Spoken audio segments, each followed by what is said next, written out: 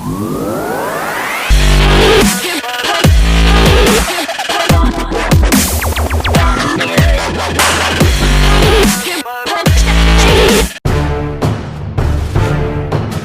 everyone! I'm your extraordinary girl and welcome to Middler Show. Ngayon, mapapansin nyo, naka-bathrobe ako ngayon at nakaipit yung buhok at medyo basa yung buhok kasi may ibibigay akong tips ngayon, lalo na papalapit ng Pasko.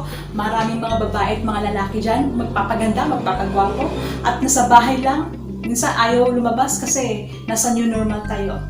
So, yung ibibigay kong tips, how to make your hair healthy, soft, and silky, and mabilis mag-grow hair natin. Lalo na, bagay ito sa mga nasira yung buhok sa kakapariban or after ng riban or magpapariban lang. So this one is good for you and very helpful kasi all are natural, organic, healthy.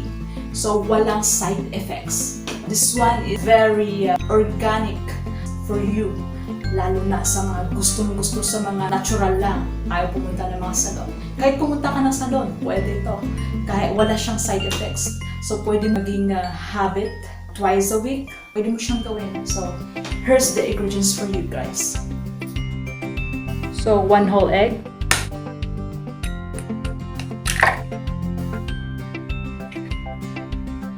Two tablespoons of olive oil.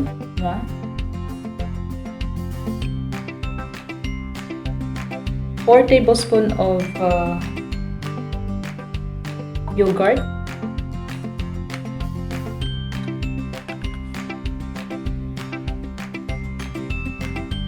1 tablespoon of honey,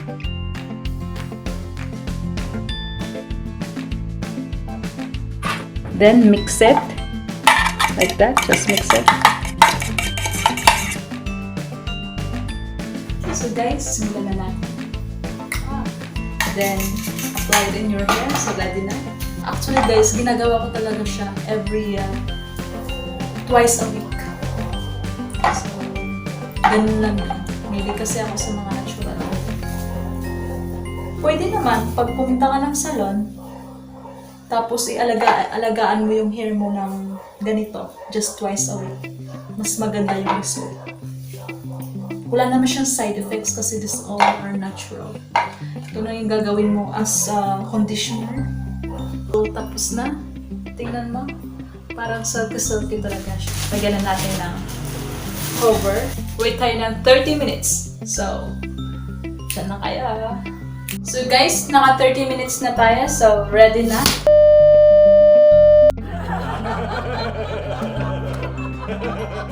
Ito yung ginagamit. Brazilian siya na conditioner. Perfect. Para mawala lang yung amoy ng ating floor. So, apply lang natin. Massage your scalp like this. Para lumubot yung tips na ating hook sa scalp natin. Importante yun para ma-exercise yung scalp natin, yung buhok natin sa dulo. That. Leave your conditioner just 5 minutes para ma-absorb ng buhok natin yung conditioner. That, oh yes, very fresh. Parang nagpasalon na ako guys, ha? Tingnan mo. Oh. Straight yan na. Ganda. Hi guys, tapos na tayo. Bagong ligo lang po ako. So, ito na yung result ng hair natin.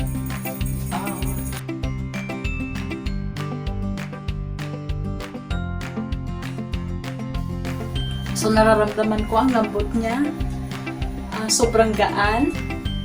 I feel the softness, the straight, very healthy. Pwede nitong gayahin. I spend for 250 pesos. Ilang beses mo na yung gagamitin. Ang bibilin mo lang araw-araw is egg at saka yung egg is 7 pesos lang yan. Then yogurt is only 50 pesos yung pinakamaliit, isang gamitan namin. So twice a week. Then olive oil is only 120 or 105, may mas pinakamura doon. So magagamit mo siya ng ilang buwan na. Then also, honey. So, ito na yung result natin. Wow.